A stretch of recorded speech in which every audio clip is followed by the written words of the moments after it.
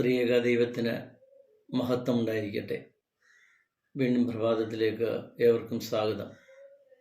145 സങ്കീർത്തനം അതിൻ്റെ 8 വാക്യം. കർത്താവ് കൃപയും കരുണയും ദീർഘക്ഷമയും മഹാദൈവമുള്ളവനാകും. കർത്താവ് കരുണയും കൃപയും ക്ഷമയും ദൈവമുള്ളവനാകും.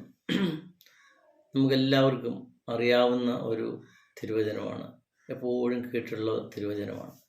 പലപ്പോഴും നമുക്ക് ഇത് അനുഭവവേദ്യമാകുന്നില്ല എന്നുള്ളതാണ് സത്യം. എന്നാൽ ഇതൊക്കെ ജീവിതത്തിൽ അനുഭവവേദ്യമാക്കിയ ഒരാളാണ് സക്കായി. ലൂക്കോസിൻ്റെ സുവിശേഷം 19 അധ്യായത്തിൽ 1 മുതൽ 10 വരെയുള്ള വാക്യങ്ങൾ സക്കായിയെ കുറിച്ച് വാചനമുണ്ട്. അവിടെ പറയുന്നത്, സക്കായി ചുങ്കക്കാരിൽ പ്രധാനിയും ധനവാനുമായിരുന്നു. സാധാരണ ഒരു ചുങ്കക്കാരനായിരുന്നില്ല, ചുങ്കക്കാരൻ്റെ ലീഡർ അല്ലെങ്കിൽ ഒരു മൊത്ത വ്യാപാരി എന്ന് പറയുന്ന പോലെ ഒരു ചുങ്കക്കാർ ലീഡറായിരുന്നു, ധനവാനായിരുന്നു. യഹൂദ പശ്ചാത്തലത്തിൽ ചുങ്കക്കാർക്ക് വലിയ സ്ഥാനമോ ഒന്നുമില്ല, അവരെ പാപികൾ എന്നാണ് കരുതുന്നത്. എന്നാൽ ചുങ്കക്കാരുടെ മധ്യത്തിൽ ചുങ്കക്കാരുടെ ഒരു സമൂഹം കാണുമല്ലോ, ആ സമൂഹത്തിൽ ഈ സക്കായിക്ക് നല്ലൊരു സ്ഥാനമുണ്ട്. ധനികനാണ്. അദ്ദേഹം പൊക്കം കുറഞ്ഞവനായിരുന്നു എന്നാണ് അവിടെ പറയുന്നത്. പൊക്കം കുറഞ്ഞവനായിരുന്നു. ആ അപകർഷതാബോധമൊന്നും ഇദ്ദേഹത്തെ ഭരിച്ചിരുന്നില്ല. ഇദ്ദേഹം 2 തരത്തിലുള്ള ഒരു താഴ്മ നമുക്ക് കാണാൻ പറ്റും. ഒന്ന് അപകർഷതാബോധത്തിൽ നിന്നുള്ള താഴ്മ, 2 വിനയത്തിൽ നിന്നുള്ള താഴ്മ. സക്കായിയെ സംബന്ധിച്ചിടത്തോളം വിനയത്തിൽ നിന്നുള്ള താഴ്മയാണ് ഉണ്ടായിരുന്നത്. സക്കായി എന്ന പേര് തന്നെ ശുദ്ധൻ, നിഷ്കളങ്കൻ, ഇന്നസെൻ്റ് എന്നൊക്കെയാണ്, ശുദ്ധ ഹൃദയമുള്ളവൻ എന്നൊക്കെയാണ്. അപ്പം ഇദ്ദേഹത്തിന് ഏറ്റവും ഒരു ആത്മാവിൻ്റെ ഫലമെന്ന് പറയുന്നത് കർത്താവിനെ കാണുവാനുള്ള ഒരു വാഞ്ച, അതിയായ ഒരു ആഗ്രഹം ഉണ്ടായിരുന്നുള്ളതാണ്. അത് തന്നെ ഒരു കൃപയാണ്.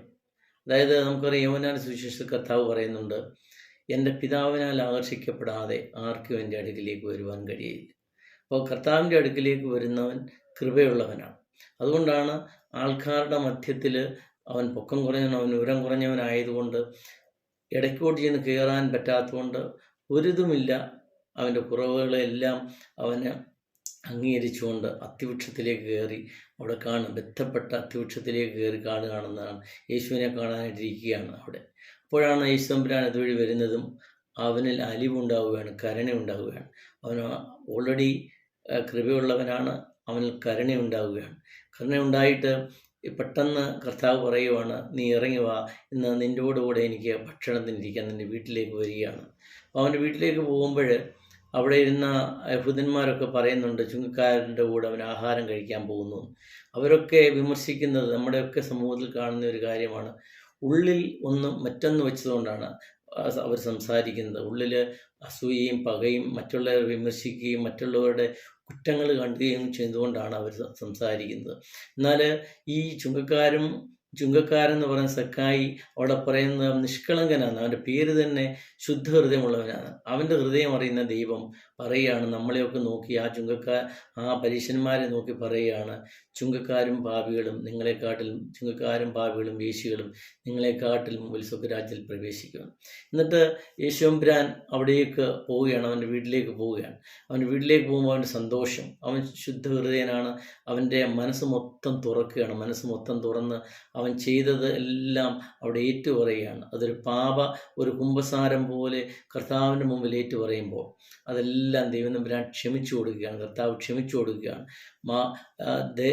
ദീർഘക്ഷമയുള്ള ദൈവം ആ പാപമോചനം അവന് കൊടുക്കുകയാണ്. പാപമോചനം കൊടുത്തു കഴിഞ്ഞ് ആ സന്തോഷത്തിലാണ്. ദയയുള്ളവനാണ് ദൈവം തമ്പുരാൻ, അത് സ്നേഹമുള്ളവനാണ്. അത് കഴിഞ്ഞ് അവനോടൊരു സെലിബ്രേഷൻ, ഒരു സദ്യ കഴിക്കുകയാണ്. ഇത് ഏകദേശം അതിനോട് സമയം അല്ലേ. ആ 10ാമത്തെ വാക്യത്തിൽ ഇങ്ങനെ പറയുന്നത്, കാണാതെ പോയതിനെ തിരഞ്ഞെടുപ്പാനല്ലോ മനുഷ്യപുത്രൻ വന്നത് എന്ന് പറഞ്ഞു. ലൂക്കോസിന് ശേഷം 19ാമത്തെ അവസാന വാക്കാണ്. ഈ വാക്ക് ഏകദേശം ആ മുടിയനായ പുത്രനിലെ അവസാന വാക്കുകളാണ്. ഇവൻ മരിച്ചവനായിരുന്നു, വീണ്ടും രചിക്കുന്നു.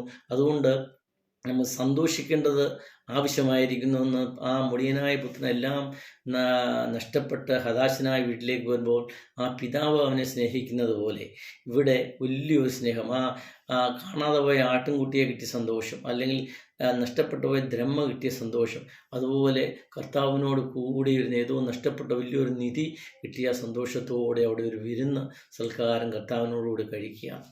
ഇതേ അനുഭവം, ഈ സ്വർഗീയ സന്തോഷം നമുക്കും ഉണ്ടാകുവാനായിട്ട് നമുക്ക് ശുദ്ധ ഹൃദയമുള്ളവനായ സക്കായിയായി തീരാം. അതിന് വേണ്ടത് പ്രാർത്ഥന എന്ന അത്തിമരമെന്ന പ്രാർത്ഥന നമുക്ക് വേണം. ആ അത്തിമരത്തിലേക്ക്, പ്രാർത്ഥനയുടെ അത്തിമരത്തിലേക്ക് കയറിയിട്ട് അവിടെ ഇരുന്നുകൊണ്ട് നമുക്ക് പ്രാർത്ഥിക്കുമ്പോൾ കർത്താവ് നമ്മിൽ മനസ്സലിയും. എന്നിട്ട് കർത്താവ് നമ്മുടെ പാപങ്ങളെ ക്ഷമിക്കും. അപ്പോഴാണ് സ്വർഗീയമായ അനുഭവം. നമ്മുടെ കർത്താവ് നമ്മളിൽ വസിക്കും, നമ്മുടെ കുടുംബത്തിൽ വസിക്കും, നമ്മുടെ ആലയത്തിൽ വസിക്കും. ആ സ്വർഗീയമായ അനുഭവത്തിന് വേണ്ടി നമുക്ക് സക്കായിയെ പോലെ ശുദ്ധ ഹൃദയമുള്ളവരാകാം. ദൈവത്തെ കാണാനായിട്ട് പ്രാർത്ഥിക്കാം. പ്രാർത്ഥന എന്ന അത്തിയുടെ മരത്തിലിരുന്ന് നമുക്ക് കർത്താവിനെ കാണാം. അതിന് ദൈവം നമ്മെ സഹായിക്കട്ടെ. ദൈവം നമ്മെ സമൃദ്ധമായി അനുഗ്രഹിക്കട്ടെ.